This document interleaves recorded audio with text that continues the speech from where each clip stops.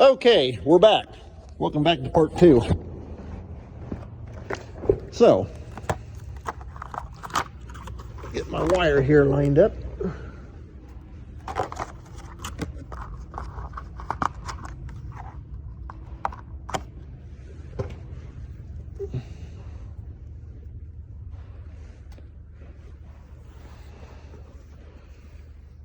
In fact, that stray piece right there, I think will do the trick.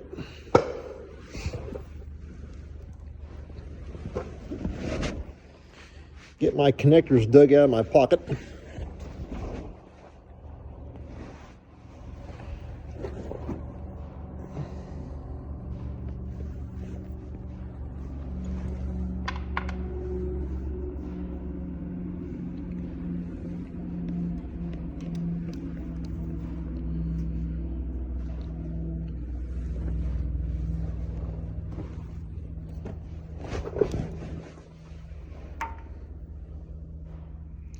And like I say, hopefully most of you guys can see this.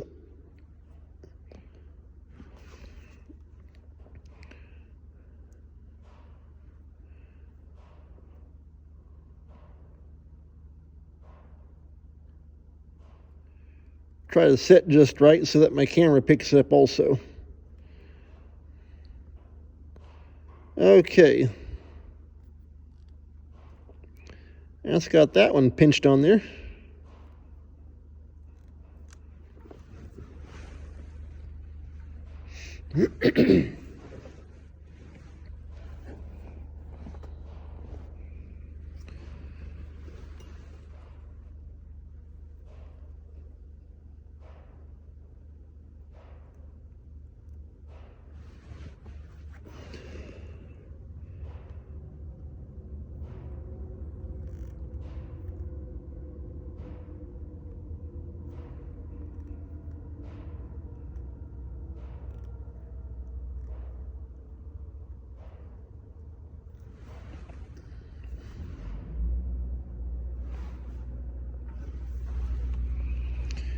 And if you hear some of that background noise, I don't know if you can very well or not here inside the shed, or how well my phone picks it up. But surprisingly, I didn't think they'd be here this morning until maybe this afternoon. But that company that we've had working on our new drying system, sure enough, they showed up this morning, so they're actually out there working on it. They gotta get for the one big Versaloop, they had to build a new little support tower for it. And that's what they're actually out there working on right now, getting that little tower put up.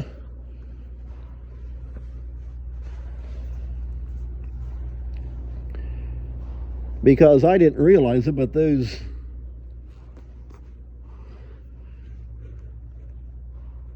Versaloops have a lot of weight to them.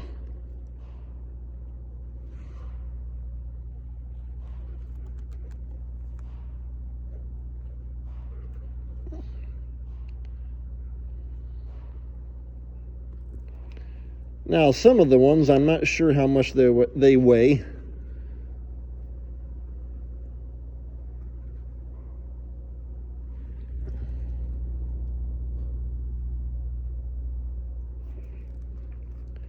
I do know the one big long one that goes across the tops of the 3 smaller bins, and I can't remember if I've posted any videos on that or not.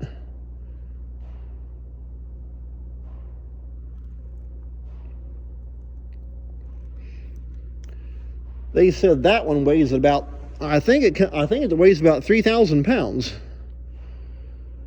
And so they put them little towers up. That way the tower itself actually holds the weight and not the bin roof. Because you sure don't want that much weight sitting on top of that bin roof. Now, they did tell us that on newer bins, that yes, they will sit them up on top of the roof.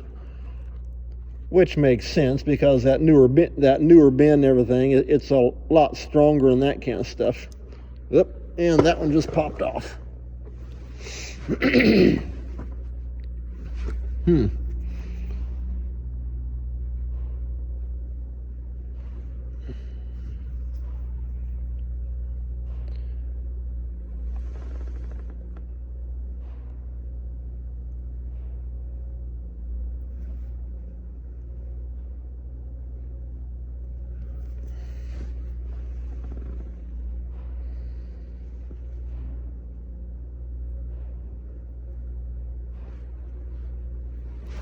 Oh, that don't happen too often. Got it fed back down in there. Perfect.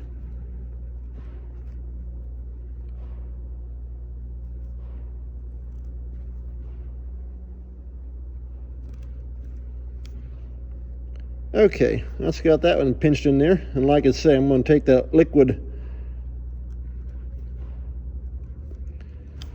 electrical tape and just put it in all the little holes in the back.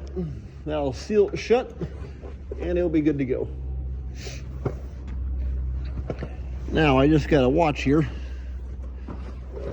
In fact, I have to get me some zip ties, and I will probably take and zip tie it to that hydraulic hose right there so that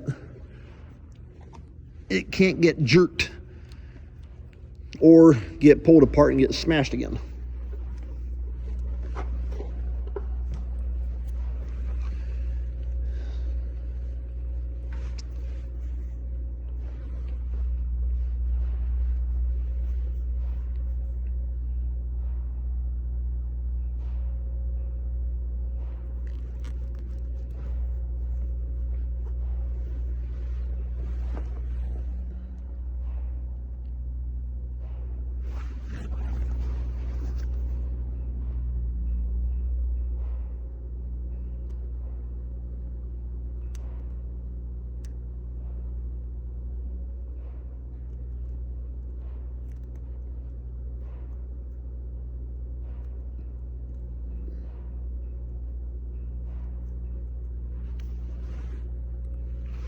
Okay, we'll go ahead and connect that one, then that'll give me kind of a rough idea. Let's see, that's where I need to go right here.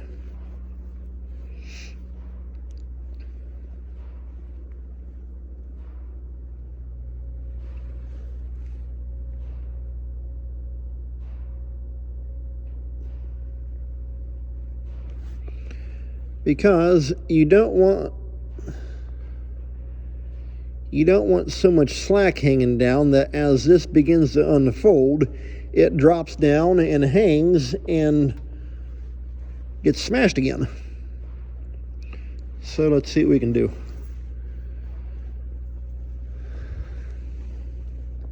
And I will probably take I'll take a zip tie and zip tie it to that hose, because there are actually two hydraulic hoses. And so I'll just zip tie it right here to that bottom one, because as that unfolds, that hose will kind of push or slide back into that tube, and it can just take the electric line with it. No big deal.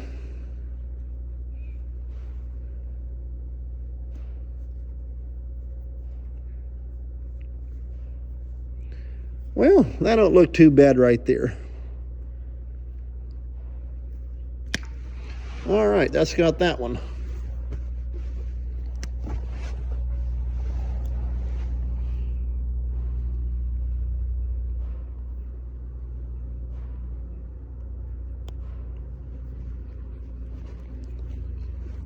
Come on, and get off there. There we go. Let's take a nip just a bit more off.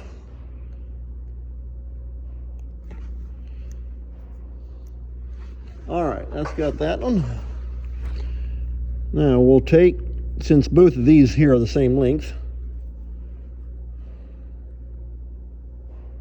feed that one right into there.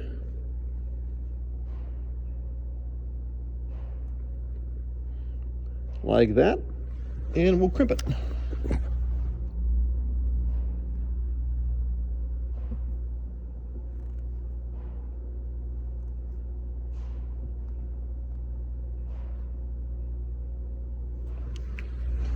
Alrighty, that's got that one.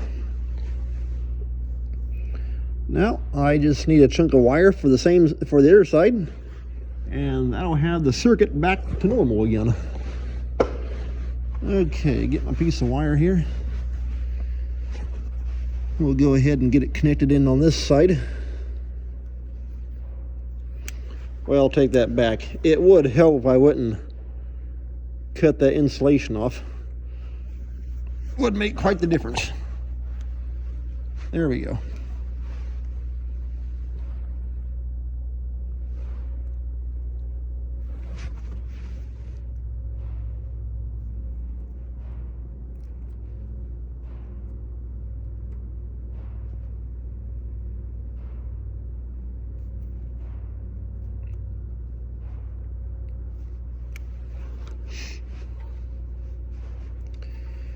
Okay, and there's that connector on that side. So we'll just take, and I want both wires to be about the same length. Alrighty, that's got that one.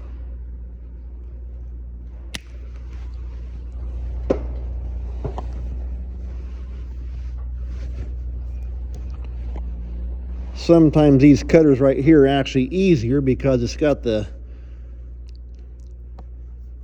insulator cut part, the stripper part out there on the end, and so it makes it a little bit easier to actually get into stuff because you can just use the nose of it.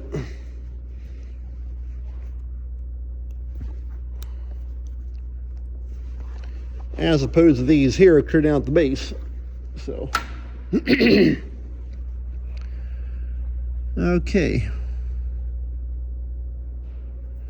We'll take and feed that one up there. And we'll get this here.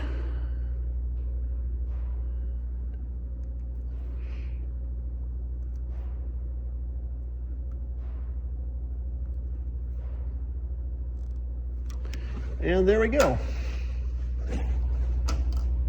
Hopefully we should be back in business. And I may actually end up taking and, like I say, I'm on, I forgot to grab me a zip tie. I'm going to take and zip tie it to that hydraulic hose. That way it can't, if I grab it, I'll take that back. I'll grab a couple zip ties. Connect it to that hose. That way it can't snag or get hooked up into that cylinder right there. And that should have it. In fact, I'll probably take and zip tie it on top of that hose. That way it's back out of the way and the hose holds it up. So yeah, that's got that. It's got the new wire in.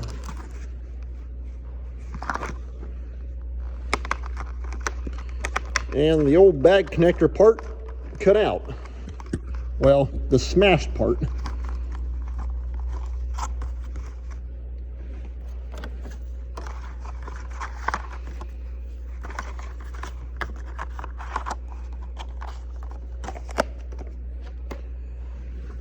But like I said before, this is actually a 16-row planter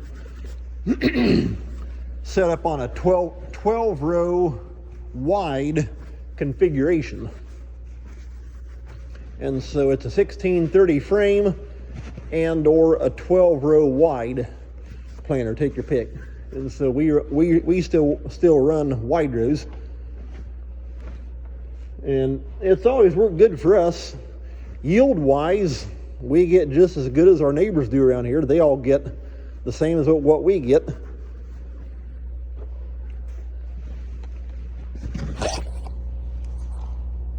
And so if it's doing good, why fix it? And so, but yeah, like I say, it's got that all reconnected. I just got to get my zip ties and zip tie that. And I forgot to grab my little bottle of liquid electrical tape when I was over in the other shed. So I'm going to get that. I'll paint those up, and that'll have that all sealed up. I guess I will show one mishap. Sure enough, I went to back this thing in here Saturday, and yeah, got a little too close to the combine. Thankfully, that bar, no big deal there, but it broke this box. Thankfully, however, we have a whole bunch of these on hand that we got from another old planter that we stripped all the fertilizer tanks, boxes, and that kind of stuff off of. So I'm going to just get another box out, toss this one, put another box onto it, and we'll be good to go again. However, we don't use the insecticide boxes. The guy that had this planter before us, because this planter, we actually got this planter back in 2007. Well, this planter and this tractor. But we got this planter back in 2007. The tractor came from a neighbor of mine. The planter came from a guy, if I remember right, we actually found it in the Indiana Agri-News paper. And the guy was over in Illinois. I think kind of northern Illinois somewhat. And so we went over there and got it. Because for years we had just run an 8-row planter. And then Dad and I got talking about how nice it'd be to have a bigger planter. And so we found this one here. And it does make it nice because we can really cover the ground. Running 40 feet wide. And it's been a good planter for us. Other than you just got to keep things up on it. One example, like these cylinders, every 3 to maybe 4 years or so, because these are actually a walkover type of cylinder. And you can't really see it right now too well because the planter's folded up. Well, you can sort of see right there in the middle. Those are 2 big master cylinders. One master cylinder controls the back center 4 wheels. The other master cylinder controls the 4 wing wheels. You got 2 on each side. 2 on this wing, 2 over on that wing. And so what those masters do, they have stop blocks that you run on them. And when those stop blocks are on the master, it does not let the cylinder fully extend out. And so that way you get a walking effect. So if this wheel right here goes into a hole, it'll kind of walk, like I say, the wheels are just kind of walking up and down. And so if one goes down, like I say, the hydraulic, it'll just let a transfer back and forth between these two, this cylinder and that cylinder. And like I say, you get a walking effect. Well, the same principle applies when it's down going through the field. That ram is not fully pulled back, pulled in. And so as you go through the field, they're constantly walking, and that helps keep the planter running level. Well, okay, so just imagine that. You get going through the field like that, and so that thing's constantly walking all the time. And so you get that thing constantly moving up and down a few billion times. It can eventually kind of wear out the O-rings. And so if I remember right, last year I actually pulled all 8 of these off and took them to a place over by Brookston, Indiana, and they'll go through, rebuild it, put all new O-rings into it, and if they need to, they've actually done several of them, they will put a new ram into it. If the old ram's getting pitted or anything like that, they'll put that new ram, that new silver ram material into it. But yeah, like I say, that's the old planter. It's worked good for us so far, and so that's part 2 of getting this marker up and going. So take care. We'll see you next time.